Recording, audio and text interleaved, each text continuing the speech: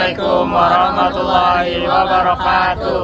Halo semuanya, kami dari SMN 1 Banjarmasin ingin mengajak kalian semua untuk pergi ke wisata bersejarah yakni Museum Wasaka. Alamatnya ada di Jalan Kampung Kenangan, Sungai Jingah, Kecamatan Banjarmasin Utara, Kota Banjarmasin, Kalimantan Selatan. Ya, museum ini buka setiap Selasa sampai Minggu. Untuk hari Selasa, Rabu, Kamis buka pada pukul jam 9 sampai jam 15 sore. Lalu hari Jumat pukul 9 sampai jam 11 siang dan Sabtu dan Minggu jam 9 sampai jam setengah 1 siang. Tapi hari Senin mereka tutup ya guys. Selanjutnya jika kalian ingin masuk sini tidak perlu bayar, gratis. Kalian hanya cukup isi formulirnya saja. Oke, jadi mari kita lanjut. Nah, kita sekarang sudah sampai di Museum Wasaka. Museum Wasaka ini bangunannya merupakan bangunan rumah adat tradisional khas Banjar, yakni Bubungan Tinggi. Ternyata dahulu bangunan Museum Wasaka ini merupakan rumah milik suami istri yang tinggal di Banjarmasin, yakni milik Hajah Kamsiah istrinya dan suaminya adalah Haji Kailan. Selanjutnya, nama Museum Wasaka sendiri ternyata merupakan singkatan dari moto semangat rakyat Banjar, yakni wajah sampai ke puting, yang artinya berjuang hingga titik darah terakhir. Baik, sekarang mari kita masuk. Oke, akhirnya kita sudah sampai di dalam Museum Wasaka.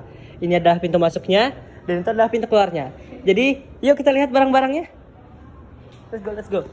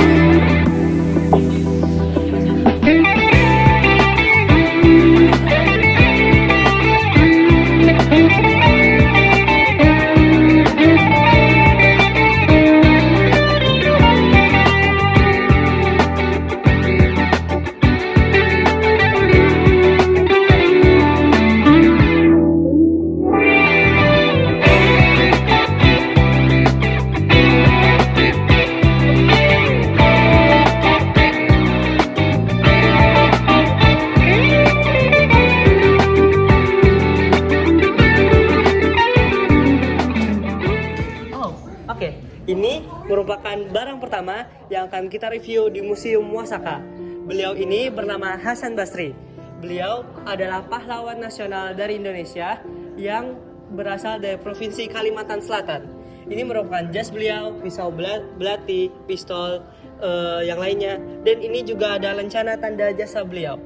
Beliau ini mendapat gelar sebagai Bapak Gerilya Kalimantan dan merupakan pemimpin militer yang disegani sekaligus berwibawa.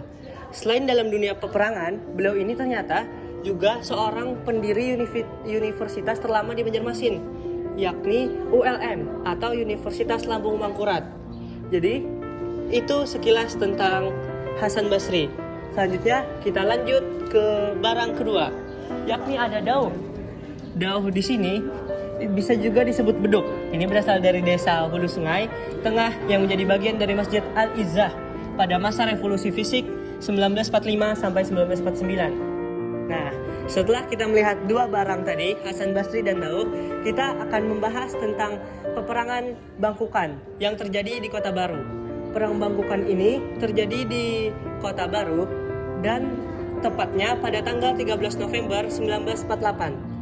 Karena terjadi pada tanggal 1948, yakni setelah 3 tahun kemerdekaan Indonesia, maka perang ini dilatar belakangi oleh Belanda yang masih ingin menjajah wilayah Indonesia, termasuk wilayah Kalimantan, alias tepatnya Kota Baru. Bangkukan sendiri merupakan desa yang ada di Kota Baru. desa ini menjadi tempat perang karena desa ini penting dan juga strategis. Perang Bamukan ini juga dipimpin langsung oleh pahlawan nasional yang sudah kita bahas sebelumnya tadi, yakni Hasan Basri. Jadi mari kita lihat lebih dekat. Seperti yang kita lihat di sini, para rakyat Kota Baru hanya menggunakan senjata seadanya, sedangkan para pasukan Belanda menggunakan senjata yang jauh lebih modern. Sehingga perang ini begitu sengit dan begitu mencekam. Jadi mungkin itu saja. Sekarang kita lanjut ke barang selanjutnya. Oke, jadi ini barang selanjutnya atau benda selanjutnya. Di sini ada benda bersejarah selanjutnya, yaitu yang pertama lukisan pertempuran kota Amuntai, yang kedua mortir dan granat, yang ketiga pistol krampiting. Oke, jadi yang pertama lukisan pertempuran kota Amuntai. Lukisan ini adalah buah karya Yusni Antemas yang merupakan seorang wartawan yang pada masa revolusi fisik 1945 sampai 1949 juga turut berjuang di bidangnya. Karya ini terinspirasi dari suasana yang dirasakan beliau saat pertempuran itu terjadi. Meskipun tidak melihat secara langsung, tapi beliau berada di Amuntai saat 28 Desember 1948. Yang kedua, pistol krampiting. Pistol krampiting ini dulunya milik serdadu Belanda yang berhasil dirampas oleh seorang pejuang bernama Sutera Ali di daerah Batakan Tanah Laut. Lanjut, yang ketiga, mortir dan granat. Senjata ledak ini dulunya milik serdadu Belanda yang belum sempat digunakan pada pertempuran garis di markas 8 Agustus 1949. Ditemukan oleh para pejuang markas daerah X-18. Sendawanya diambil untuk campuran amunisi senjata api rakitan para pejuang. Mungkin cukup sekian ini saja.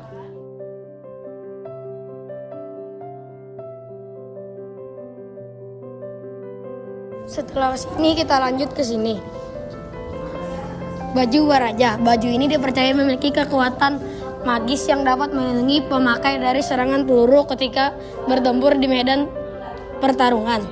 Kedua, laung. Laung atau ikat kepala ini turut bersama M. Ruslan selaku kepala markas BN10 dalam berjuang menegakkan kedaulatan Republik Indonesia pada masa revolusi fisik di Kalimantan tahun 1945 hingga 1949. Terus ada yang ketiga, ada rompi Waraja. Baju bawafak ini milik Ahmad, pejuang dari daerah Tabihi, hulu Sungai Selatan. Dipercaya memiliki kekuatan magis yang mampu melindungi pemakai dalam pertempuran melawan musuh. Ini ada senjata wasihirang. Wasihirang berupa bentuk keris dengan motif Raja Bagalong. Ini milik Samidri, seorang komandan pasukan penggempur dari desa Karangan Jawa, hulu Sungai Selatan. Yang kedua ada pancar merah. Benda ini milik pejuang yang bergelar pembela Batung dari Kabupaten Hulu Sungai Utara yang diyakini mempunyai kekuatan magis dan pernah digunakan pada pertempuran kota Amuntai pada tanggal 28 Desember 1948. Ketiga, ada peluru Pitunang. Benda ini milik orang tua dari Ibu Jagau, pejuang dari Kandangan yang pada masa revolusi fisik pernah digunakan dalam pertempuran Marotot. Setelah barang ini, kita akan lanjut kepada Bintang. Baik, saya Bintang. Jadi saya bakal menjelaskan tentang alat komunikasi di zaman dahulu.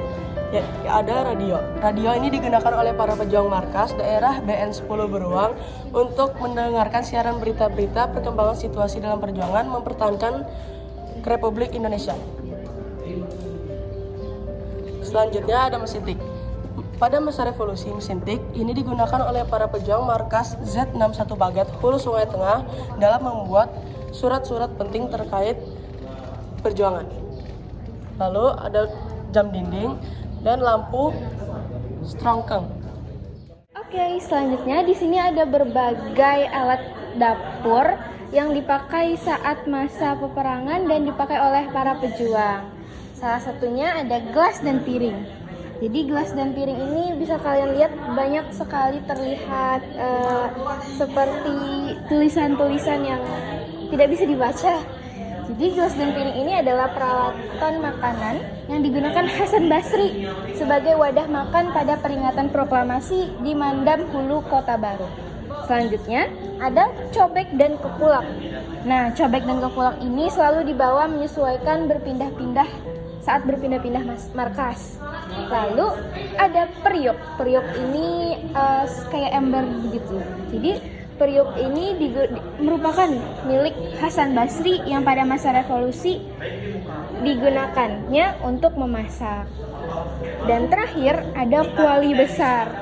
Jadi kuali ini milik Jamri, bukan milik Hasan Basri. Digunakan oleh para pejuang hari Divisi 4 untuk memasak nasi. Dan aku, Winona Ananya Rahman, di sini akan ngejelasin beberapa senjata api yang dulu digunakan pada zaman perang Banjarmasin dulu.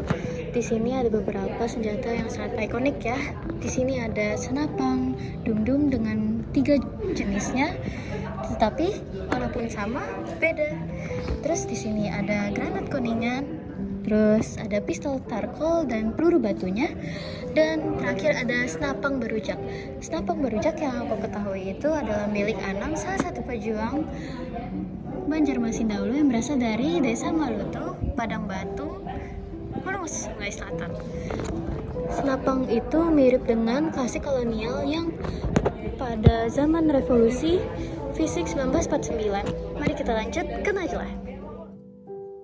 Jadi, aku Najla, aku mau menjelaskan tentang surat dokumen penting perjuangan.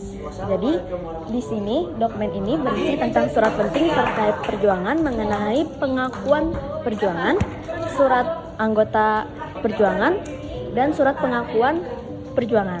Oke, terima kasih. Alhamdulillah, akhirnya kita sudah selesai menjelajah dan review barang di Wisata Bersejarah Museum Muasaka. Ternyata seperti itu ya barang-barang di Banjar dahulu. Dari situ pula kita dapat mengambil hikmah bahwasanya kita bukan pembuat sejarah, tapi kita dibuat oleh sejarah. Wih, keren.